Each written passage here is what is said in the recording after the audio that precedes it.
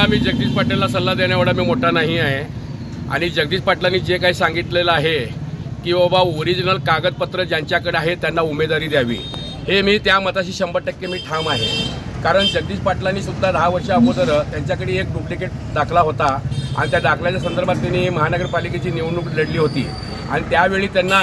जे काही त्रास झालेला आहे, आर्थिक त्रास असू दे, शारीरिक असू दे किंवा मानसिक असू दे, ह्या त्रासातून त्यांनी फार त्यावेळी निघालेले आहेत, होरपळून निघालेले आहेत आणि त्या डुप्लिकेट दाखल्याच्या संदर्भात काय काय त्रास होतो हे ते अनुभवलेले आहेत आणि ते नवीन येणाऱ्या उमेदवाराला ते अनुभव घेऊ नये आणि कार्यकर्त्याला ओरिजिनल कागदपत्र ज्यांचे आहेत त्याच्या जर उभा केलं तर भविष्यात ह्या असल्या कुठल्याही गोष्टी घडणार नाही। आणि त्यावेळी कोर्टाने